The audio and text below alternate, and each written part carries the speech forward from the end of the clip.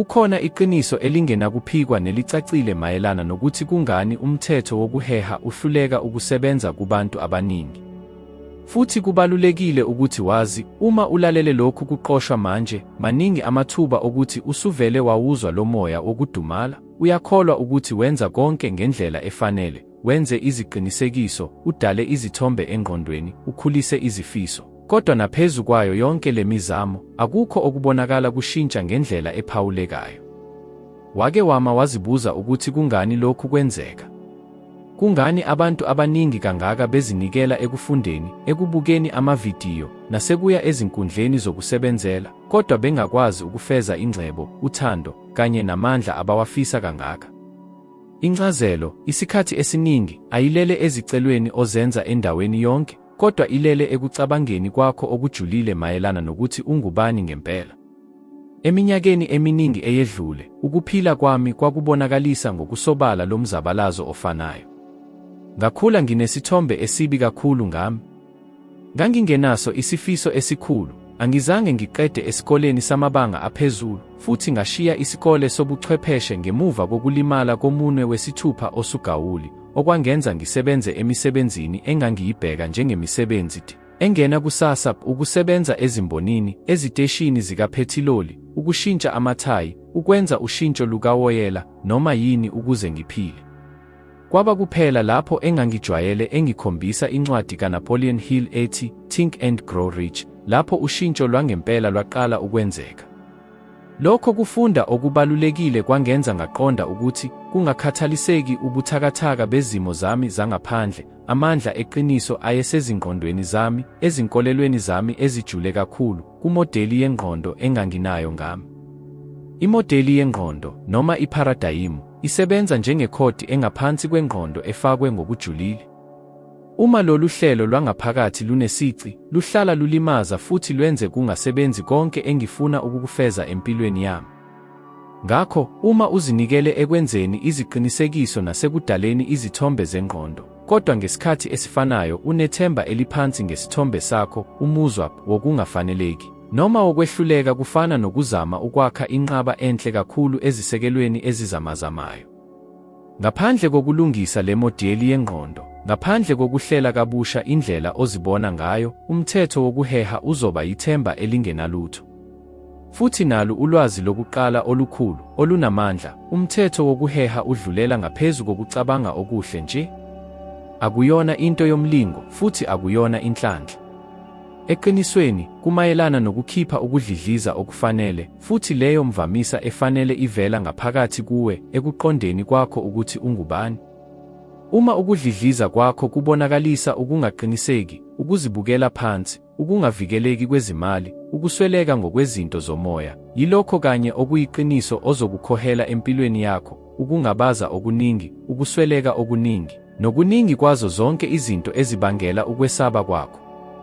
Manje, cabanga ngesimo lapho inani elikhulu labantu liyeka ngaphambi kokuba lifeze umgomo wabo. Laba bantu bayishiya imigomo yabo ngoba inqubo ayizange ikhiqize imiphumela esheshayo, noma ngoba isenzo sokucabanga ngezithombe singaphelezelwa ushintsho lwangaphakathi, akubonakali sinomphumela oyifunayo. Iningi labantu alize liqaphele ukuthi ingqikithi yabo ejulile, ubunjalo babo bangaphakathi ilethwa phansi, ngokuqaphela nangokuthula izicelo zabo.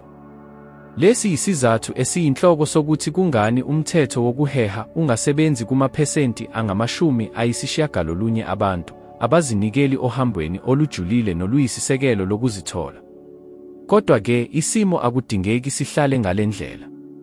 Kukhona inketho, ithuba lokuchaza kabusha imodeli yakho yengqondo, ukuhlela kabusha irekhodi langaphakathi lezinkolelo ezimisa ubunjalo bakho obubonakalayo.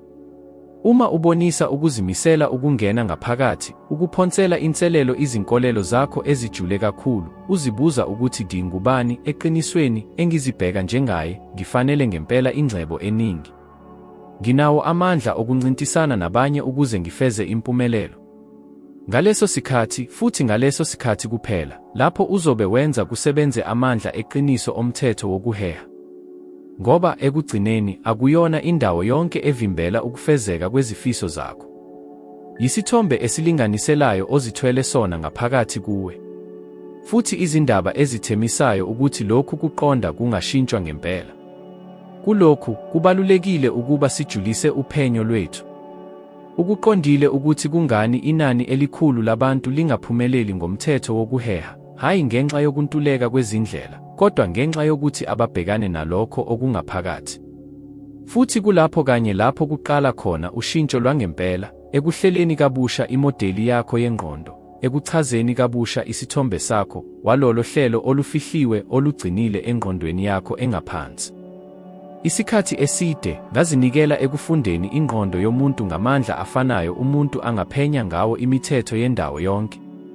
Ngathola ukuthi uhlelo lwethu lokulawula oluzenzakalelayo lwangaphakathi iparadayimu, lufana nethermostat yendiza, lilawula imiphumela yethu singakuqapheli ukusebenza kwalo.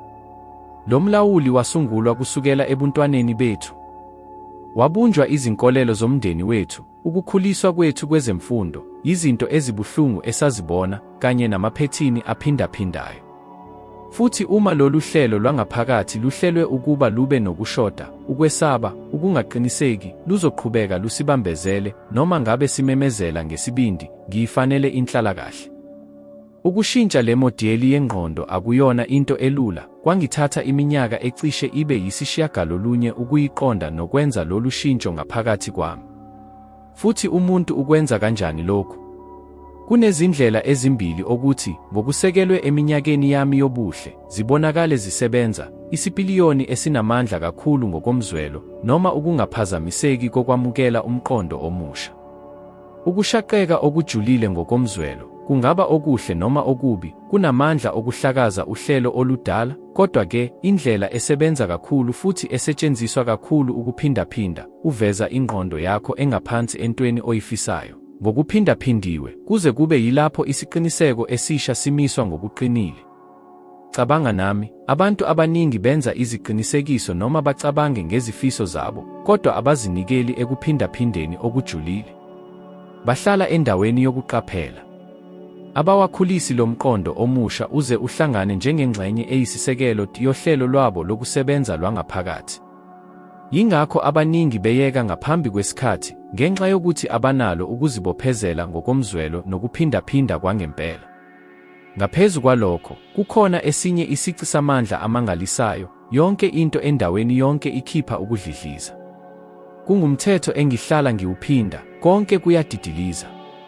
Ngokushintsha imvamisa yakho yangaphakathi, uyishintshe isuke ekungaqiniseki iye esiqinisekweni, isuke ekushodeni iye engcebweni, uqala inqubo yokuheha empilweni yakho izinto ezidlidlizela ngemvamisa efanayo. Akuyona into yomlingo, kodwa ukubonakaliswa kwefiziksi yengqondo. Kodwa-ke, ukuze kwenzeke lokhu kushintshwa kwemvamisa, udinga ukwenza isinqumo. Khetha ngokuqhubekayo ukuhambisana nomuntu ofisa ukuba nguye, hayi lowo obummele kuze kube manje. Ngivumeleni, okwamanje, nginethule ngesibonelo esithile nesami engasibona, ezingeni lokuqala, ngemuva kokushiya umnyango wezomlilo, ngahlezi nginesaba okujulile kokwehluleka. Ngangingenazo izinsiza zemali eziningi, nginezizinda zemfundo ezilinganiselwe, futhi ngangizibona njengomuntu ongenalutho olukhulu. Kwaba kuphela lapho ngenza isinqumo sokuzinikela ekulaleleni umyalelo ofanayo, isiphakamiso esifanayo, isikhathi eside emotweni yami, ezimotweni eziqashisayo, ezokuthutha zomphakathi, lapho ngaqala ukuhlela kabusha ingqondo yami engaphansi. Eqinisweni, ngangishayela imoto yami amahora amaningi, ngifunda okuqukethwe okuqoshiwe encwadini ethi cabanga ucebe, ngiphinda izimiso okukhulunywe ngazo engqondweni. Kuze kube yilapho umqondo omusha wokuthi ngingubani uqala ukuzinza ngaphakathi kwami. Lolu hambo lwalunzima, lufuna ukuzithiba okuqinile, kodwa lapho amandla okuguqulwa kwangaphakathi aba namandla kangangokuba ngangingaseyena lowo muntu owayeshicilele umsebenzi omncane, eshintsha amathayi futhi enza ushintsho lukawoyela. Ngikubuza manje, sekunesikhathi esingakanani uqhubeka engqondweni uphinda izithombe zakho zokuchuma, zempumelelo, ungakuqapheli ukuthi impande yesithiyo ilele kumodeli yakho yengqondo engakahlelwa kabusha? Ingabe ukulungele ukuthatha lolu hambo lomsebenzi wangaphakathi ojulile, hayi nje izinsuku ezimbalwa, kodwa ngokuqhubekayo nangokubekezela? Uma inhloso yakho iwukuthi ngempela uvule umthetho wokuheha empilweni yakho, akwanele nje ukuba nezifiso, kubalulekile ukwenza isinqumo esiqinile, ukuphindaphinda, nokukhipha imvamisa entsha yomuntu okumele ube nguye. Futhi uma ungilandele kuze kube manje, uma le ncazelo ikuthinta, uma uzwa kukhona okungaphakathi kuwe okudinga lokhu kuhlela kabusha, ngakho-ke ngicela kuwe ngobuqotho, cindezela inkinobho ethi "like" bese ubhalisela lesi siteshi ngaphandle kokulibala. Lokhu kungase kubonakale njengesenzo esincane, kodwa kimi, konke ukubhaliswa okusha kumele ukuzibophezela okwenzayo ekukhuleni kwakho, futhi kulesi sikhulumi, kuwumgogodla osenza sikwazi ukuqhubeka sidlulisa ulwazi futhi sigqugquzele abantu abaningi ukuba bahlele kabusha izindlela zabo zokucabanga.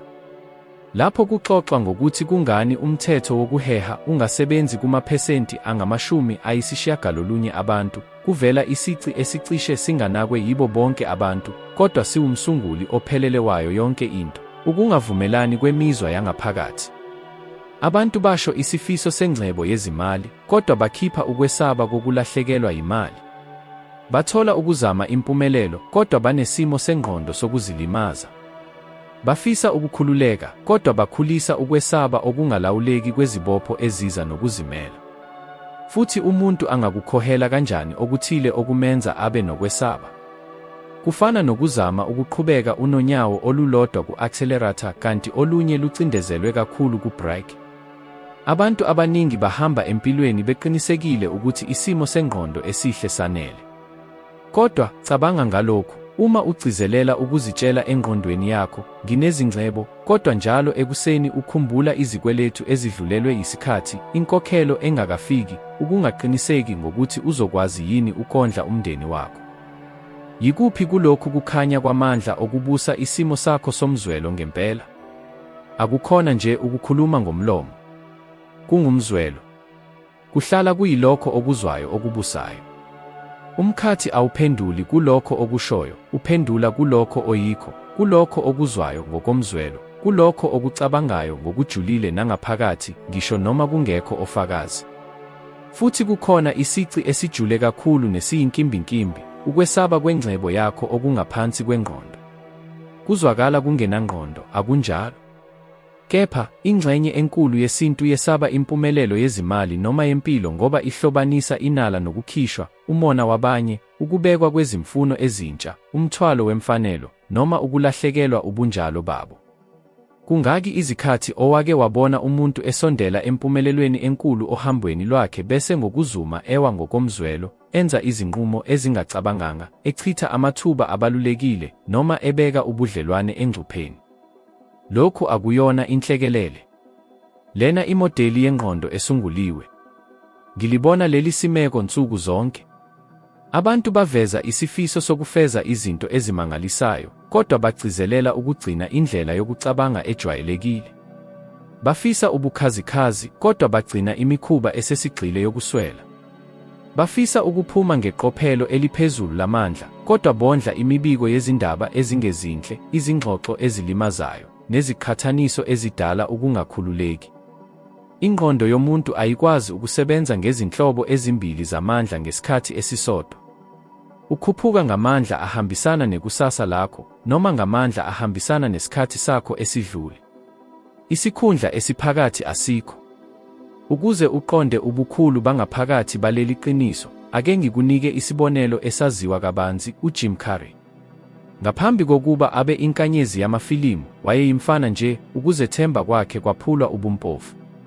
Walala emotweni yakhe, engenazo izinhlelo zesikhathi esizayo, futhi wacishe walishiya ikhaya lakhe. Kwaba yilapho eqala khona ukusebenzisa lesi simiso ngqo, ukuphindaphinda, ukucabanga, nokuziguqula ngaphakathi. Wazibona edlala, wazibona ephakama, wazizwa ehambisana kakhulu. Wazibhalela isheke lenani elilingana namadola ayizigidi ezi-10 ngamagama, waligcina esikhwameni sakhe. Ngemuva kweminyaka, wathola lelo nani elilingana ngqo kumsebenzi wakhe wokuqala omkhulu. Akukhona ngomlingo, kodwa ngoba washintsha amandla akhe, isiqiniseko sakhe, nobunjalo bakhe. Waba umuntu okwazi ukuheha lokho. Nokho, kukhona nohlangothi oluphambene. Wake wabona abaculi abathola ubukhazikhazi obukhulu bese, ngokuzuma, konke kuwa.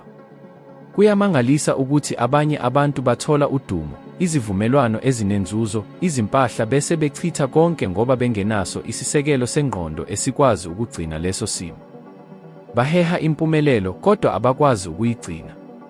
Ngoba ukuheha kulula, ukugcina kudinga umuntu oqinile. Lokhu kwenzekile kubantu abaningi abadumile ababona imisebenzi yabo yonke iphela ngoba babenganaki ukulingana kwabo ngokomzwelo. Futhi yilokhu kanye okwenzeka kunoma yimuphi umuntu ofuna ukusebenzisa umthetho wokuheha ngaphandle kokushintsha umbono wakhe oyisisekelo. Ngaphezu kwalokho kunesisekelo sesayensi salokhu. Izifundo eziningi zembula ukuthi ingqondo yomuntu yakhelwe ukufuna ukuhambisana kwangaphakathi. Lokhu kusho ukuthi uma impilo yakho yangaphandle ikhula ngokushesha kunesimo sakho sangaphakathi ngokuphathelene nawe, ingqondo yakho izofuna ukukubuyisela endaweni yakho yokunethezeka ejwayelekile. Yingakho amaphesenti angama-80 abantu abawina imiklomelo yeLotto bebuyela esimweni sabo sezimali sangaphambilini kungakapheli iminyaka embalwa. Bathola izinsiza, kodwa babengenabo ubunjalo obabuhambisana naleyo ngcebo. Inkinga ayilokothi ibe sezenzakalweni zangaphandle, ihlala ohlelweni lwangaphakathi. Ake ngihlanganyele nawe into eyimfihlo manje. Kwakunenkathi ohambweni lwami, ngaphambi kokuba zonke izinguquko ziqale, lapho ngathola khona izinsiza eziningi kakhulu kunalokho engake ngakuphupha. Kodwa ngaphakathi ngangizwa ukuthi akusiyo eyami. Ngazizwa ukuthi ngandlela thize ngangingafanele. Futhi kwenzekani uyazi? Ngachitha konke. Ngaphandle kokukhetha konke. Ngihehe amathuba futhi ngihehe inhlalakahle yezimali, kodwa isithombe sami sasingahambisani nezinga elisha. Futhi uma isisekelo sobukhona bakho singawusekeli umphumela uyaphunyuka ezandleni zakho. Kwakungalowo mzuzu lapho ngaqonda khona ukuthi uma ngingakwakhi kabusha ingaphakathi lami, ngizoqhubeka ngiphindaphinda ukulandelana okufanayo kwenala nokwehla, inala nokwehla. Futhi lokho kuqonda kwangesabisa kakhulu. Ngalesi sizathu, ngigcizelela kakhulu, kubalulekile ukuthi ube umuntu okwazi ukugcina lokho ofisa ukukuthola. Kufanele uzwe, ugqugquzele, ube nokholo, futhi uphile njengokungathi usuvele wena wesikhathi esizayo. Futhi uma ufuna ukuhlolwa okubalulekile kwamandla, yenza lokhu, ezinsukwini eziyisi-7 ezilandelayo, njalo uma uphatha umakhalekhukhwini wakho noma ubheka isitatimende sakho sasebhange, zikhulumise kancane uthi, ngingumuntu onikeza inala, ogcina inala futhi ohlonipha inala. Yenza lokhu ngomzwelo. Yenza lokhu ngenhloso. Lesi senzo esilula siqala ukumisa kabusha amandla owakhanyisa nsuku zonke. Ngoba ekugcineni akukhona ukucela umkhathi. Kumayelana nokuzibumba ube yingxenye yakho umkhathi oyibona isilungele. Kukhona iphuzu lapho konke kuba nengqondo, umzuzu lapho uqonda khona ukuthi umthetho wokuheha awukhona ukudala imiphumela yangaphandle, kodwa kunalokho ukwakha ukuzwana kwangaphakathi. Ngihlale ngisho ukuthi ubukhona abuphenduli kulokho okufisayo, kodwa kunalokho kulokho osuphenduke khona. Futhi nali iqiniso abambalwa abazimisele ukulwamukela, iningi labantu lizama ukushintsha izimpilo zalo ngaphandle kokuzishintsha bona. Bafuna amaqhinga, bafuna izinqamuleli, bafuna amafomula, kodwa bagwema ukuzihlola nokubhekana nalokho okubavimbela ngempela. Imvelo yomuntu inokwesaba kwangaphakathi kokubhekana nezinkolelo zayo. Ukwesaba okufihliwe kokuqaphela ukuthi mhlawumbe okukuvimbelayo ukuqhubeka akuyona uhulumeni, akusiyo umsebenzi wakho, akusiyo umnotho kodwa nguwe uqobo. Futhi lowo mqondo ubuhlungu. Kukhona ukungabaza okukhulu ngokomzwelo ukuvuma ukuthi singabakhi bamandla esiwaprojectayo. Nokho, kuphela ngokwamukela lowo mthwalo wemfanelo lapho uguquko, ekugcineni, luqala khona. Futhi ngiyakubuza, kungaki izikhathi owake wahlehlisa isifiso ngoba wazibona ungenakho ukwazi? Kungaki amathuba amahle owawanganakile ngoba wawukholelwa ukuthi awabakufanele? Kungaki izikhathi owabona impumelelo yabanye futhi wayihlobanisa nenhlanhla, esikhundleni sokubuza ukuthi yini eyayikhona engaphakathini lalowo muntu eyenza kube lula lowo mphumela? Lokhu kwenzeka kubantu abaningi, hhayi ngenxa yobubi, kodwa ngoba siye saba nesimo sokukholelwa ukuthi singabadlali nje esiphethweni, hhayi abasunguli bobukhona bethu. Uhlelo lunethonya elikhulu kangangokuthi lwakha imibono yakho, intuthuko yakho, isimo sakho sengqondo ngomkhathi. Ucwaningo lwesayensi lufakazela ukuthi ngaphezu kwamaphesenti angama-90 emicabango yakho yansuku zonke iyaphindaphindeka, izenzekela, futhi isuka esimweni sakho somzwelo. Futhi uma imicabango yakho iphindaphindeka futhi ingeyinhle, kungenzeka kanjani ukubikezela ukuthi amandla akho azoba yakhayo? Uma imizwa yakho ingeyokwesaba, kungenzeka kanjani ukucabanga ukuthi amandla akho azoba abanzi? Isibalo asihambisani. Ake ngikunike manje isibonelo esinamandla. U-Oprah Winfrey wavela ebuphofini obukhulu, wahlukunyezwa, wabhekana nokucwasa, kodwa wakha enye yezingcebo ezinkulu kakhulu kwezokuzijabulisa. Ngesizathu sini? Ngoba wazimisela ukuthi ngeke avumele okwedlule ukuba kumyale ngobunjalo bakhe. Washintsha umqondo wakhe wangaphakathi. Wakha kabusha ukuzethemba kwakhe. Waziguqula waba owesifazane okwazi ukwamukela konke akufisayo. Futhi lokhu kubonisa, ngokungangabazeki, ukuthi amandla awahlali endaweni yangaphandle, ahlala endaweni engaphakathi. Nokho, kukhona nesibonelo esiphambene. Cabanga ngabantu abadumile abake baphumelela ngesivinini esikhulu, kodwa baphahlazeka ngokomzwelo lapho befika odumweni nasezingcebweni. Umlando ugcwele izibonelo ezinjalo. Abantu ababenenhlanhla, amathuba, izinsiza kodwa bengenaso isisekelo somzwelo sokuthwala umthwalo wobukhulu babo. Uma ingaphakathi lakho likhawulekile, nemiphumela yakho yangaphandle ibanzi, ukwehla kuba yinto engenakugwenywa. Ngoba ubukhona abukwazi ukusimama lapho ukwazi kungahlali khona. Yingakho ngigcizelela, awusoze wagcina lokho ingqondo yakho engakholelwa ukuthi uyakufanelekela. Futhi uma uqhubeka nokuzihlaziya ngombono okhawulelwe, uzoqhubeka uheha imiphumela encane. Ukuzwakalisa akungamanga. Ukuzwakalisa akukwenzi iphutha. Kuveza ngqo lokho ozibona ukho. Futhi qaphela lokhu. Angilitholanga leli qiniso endaweni enethezekile. Ngaliqonda ngesikhathi ngingedwa, ngishayela imoto endala, ngilalela izinkulumo ezifanayo isikhathi eside, ngiphindaphinda emqondweni wami imisho engangingakayikholelwa, kodwa ngangizimisele ukuyithemba. Lokho kuzimisela okungaguquki kwangisekela. Ngoba, esisekelweni, kufika umzuzu lapho kufanele nakanjani ukhethe, ngokuqiniseka okuyiqiniso, ukuthi uhloselwe ukuba ubani. Ukukhetha kuyinhlansi yokuqala. Ukuphindaphinda kungamafutha. Umphumela ubonakaliso olungenakuphikiswa. Futhi manje ngifuna ukukunikeza inselele elula, kodwa enamandla amakhulu kakhulu.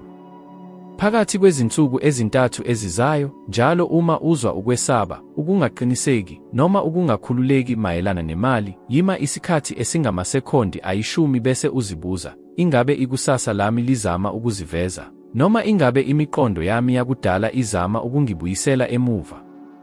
Lowo mbuzo owodwa uqala ukunciphisa amandla emikhuba yakho yakudala. Ngoba ngokubona izwi elikuvimbayo, amandla alo ayancipha.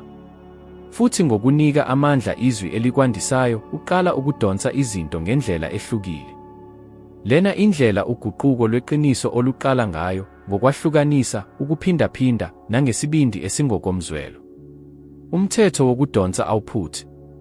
Okuhluleka kaningi intando yokushintsha okungaphansi kwalokho okukhangayo. Impilo ilindele ukukunikeza ngendlela enkulu kakhulu, kodwa okokuqala, kufanele ufunde ukuzibona ufanele okuningi kakhulu. Kunomzuzu ophanze ungabonakali lapho impilo iguquka ngempela.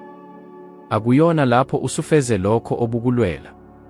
Akuyona lapho izinsiza zivela, lapho amathuba evuka, noma lapho ubudlelwane buthuthuka. Impilo iguquka ngaphambi kwakho konke lokho. Iguquka ngaleso sikhathi lapho ulungisa kabusha indlela ozibona ngayo. Umthetho wokudonsa awuphukile, umane uhambisane ngobuqotho nomfanekiso wangaphakathi ozibambele wona. Futhi kubantu abaningi, lowo mfanekiso wangaphakathi mncane kakhulu ukubonisa izifiso abathi bazibambile. Futhi mhlawumbe ungazihlobanisa nalokho. Mhlawumbe kukhona isikhathi lapho wazizwa useduze kakhulu, kodwa kude nomphumela owufunayo. Wake waqaphela kanjani ukuthi impilo ngezinye izikhathi ibonakala ikunikeza ukubheka lokho okungenzeka kuphela ukukuhwaba konke kungazelelwe? Lokho akuyona inhlanhla embi. Akulona ikusasa elidlala ngawe. Kuwumbono wakho womhlaba ozama ukukubuyisela kulokho okujwayelekile, kulelo zinga elikubheka njengokujwayelekile kwakho. Futhi kungani lokhu kwenzeka? Ngoba ingqondo yomuntu yakhelwe ukufuna ukungaguquguquki. Ngisho noma lokho kungaguquguquki kungasizi ngalutho. Ngisho nalapho lokho okwaziyo kulinganiselwe, kubuhlungu, noma kuvinjiwe, ingqondo yakho izokhetha okujwayelekile ngaphezu kokusha. Ucwaningo oluningi lubonisa ukuthi uhlelo lwethu lwezinzwa lusabela ekukhuleni okungokomzwelo ngendlela efanayo nokusabela osongweni. Lokhu akungenxa yokuthi inqubekela phambili iyingozi ngokwemvelo, kodwa kungenxa yokuthi kusha.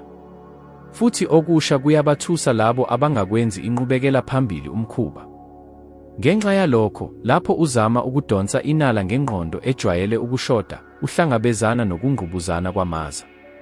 Izifiso zakho zikudonsela ohlangothini olulodwa, kuyilapho ukwesaba kukuhudulela kolunye. Ugcwala ithemba isikhathi esincane, kodwa ngokushesha iphethini yakudala iphinde izimisele. Kuthiwani uma kungasebenzi? Kuthiwani uma ngenza iphutha elifanayo futhi? Kuthiwani uma ngilahlekelwa yiyo yonke imali yami? Futhi lapho leyo micabango ingamandla kunombono wakho, amandla akho ehla. Ngamandla ancishisiwe, uyayeka ukudonsa lokho okufunayo futhi kunalokho uqala ukubiza lokho okwesabayo. Ake ngikwembule iqiniso elijulile, indalo ayikuniki lokho okucelayo, ikunika lokho oyikho. Akwanele nje ukufuna impumelelo.